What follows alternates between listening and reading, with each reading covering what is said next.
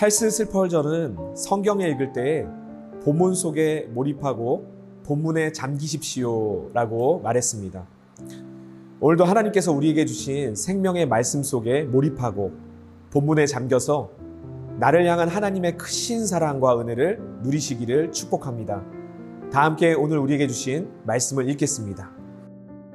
남자나 여자의 피부에 색점, 곧 흰색 점이 있으면 제사장은 진찰할지니 그 피부에 색점이 부유스름하면 이는 피부에 발생한 어루럭이라. 그는 정하니라.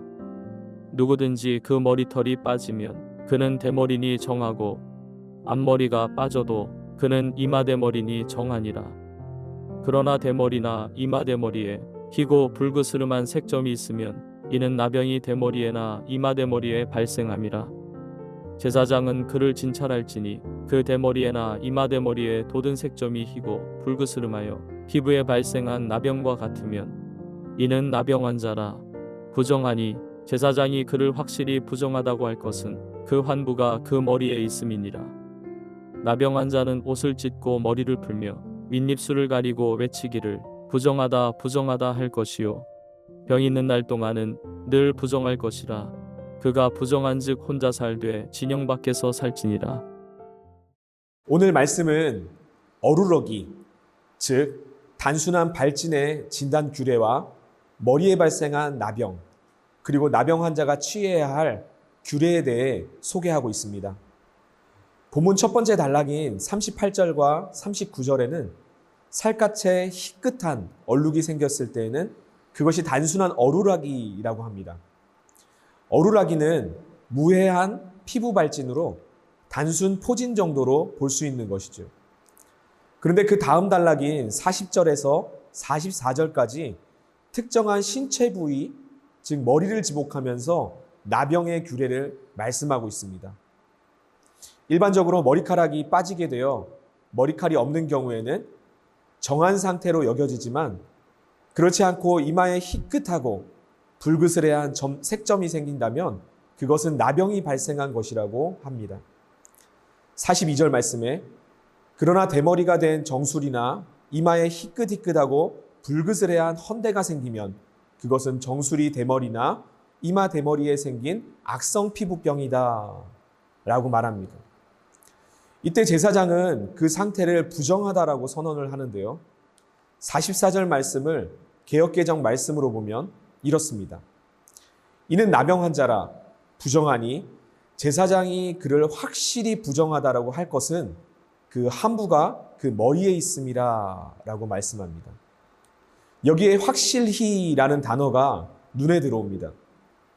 다른 나병 진단을 통해 부정하다를 선언할 때는 사용하지 않았던 이 확실히라는 단어가 이곳에서만 사용되어지고 있습니다. 이건 무엇을 강조하고 있는 걸까요? 부정함을 선포하는 일에는 조금의 지체함이나 착오가 있어서는 안 된다는 사실을 강조하고 있는 표현입니다.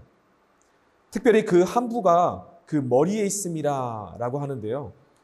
다른 부위에 발병한 피부병은 2주간에 걸친 관찰이 진행되는 반면에 이 머리에 발병한 피부병은 즉각적인 진단과 판정이 이루어지게 되는 걸 볼 수 있습니다.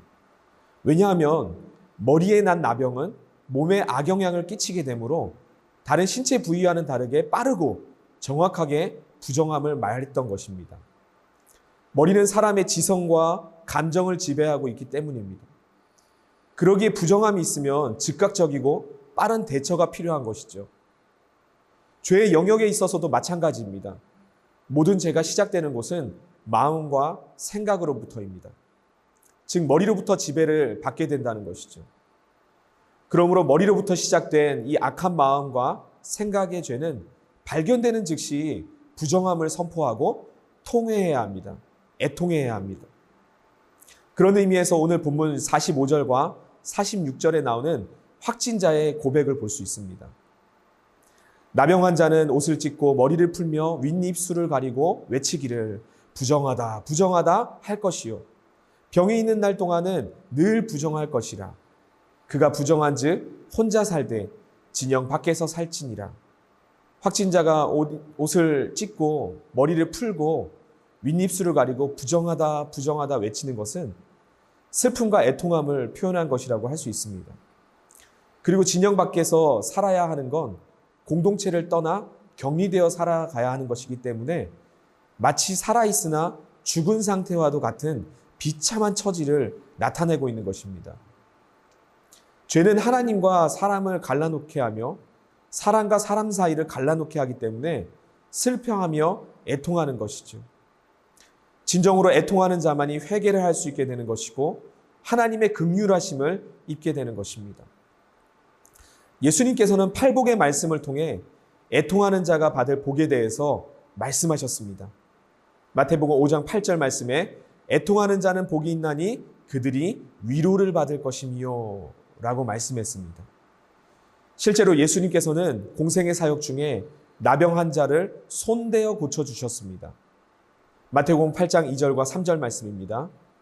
한 나병 환자가 나와 절하여 이르되 주여 원하시면 저를 깨끗하게 하실 수 있나이다 하거늘 예수께서 손을 내밀어 그에게 대시며 이르시되 내가 원하노니 깨끗함을 받으라 하시니 즉시 그 나병이 깨끗하여진지라. 한 나병 환자가 예수님을 찾아가서 애통하며 간구할 때 예수님께서 손을 내밀어 그를 어루만지시며 나병으로부터 치유하셨고 또 깨끗하게 하셨습니다. 애통할 때 복이 임합니다. 애통할 때 치유가 임합니다. 구원이 임하게 됩니다. 우리는 하나님의 사랑으로 부르심을 받았습니다. 예수님의 십자가 사랑으로 모든 죄로부터 용서함을 받았습니다. 그러나 우리의 죄를 고백하고 회개하지 않고서는 자동으로 죄가 사라지지 않습니다. 예수님의 보혈을 의지하여 회개할 때 은혜가 임하고 깨끗함을 얻게 됩니다. 육신의 연약함과 상처가 있다 할지라도 예수님께 나아가서 기도함으로 긍휼함을 입고 날마다 승리하는 우리 모두가 될 수 있게 되기를 주님의 이름으로 축복합니다. 다 함께 기도하겠습니다. 사랑의 하나님 아버지, 은혜를 감사드립니다. 우리를 구원하여 주셨고 주님의 자녀 삼아 주셔서 그 주님의 그 능력을 힘입어서 살아가게 하신 것을 감사드립니다. 특별히 우리의 마음과 생각을 지켜 주옵소서. 우리의 머리를 지켜 주옵소서. 날마다 정결한 것을 또 성결한 삶을 꿈꾸면서 나아가게 하여 주시고 특별히 예수님의 그 십자가 보혈을 힘입어서 죄와 사망으로부터 승리하는 우리의 삶이 될 수 있도록 은혜를 더하여 주시옵소서. 하나님 아버지, 오늘도 주님의 자녀된 신분을 갖고 세상으로 나아갑니다. 세상으로 나아가 하나님 정말 죄로부터 죽어가는 그 영혼들을 살려내고 구원하는 그러한 사명자로 살게 하여 주옵소서.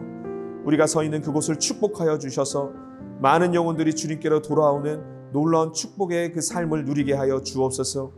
오늘도 우리를 깨끗하게 성결한 삶으로 거룩의 삶으로 나아가게 하실 것을 믿고 감사드리며 우리를 구원하신 예수님의 이름으로 기도드립니다. 아멘.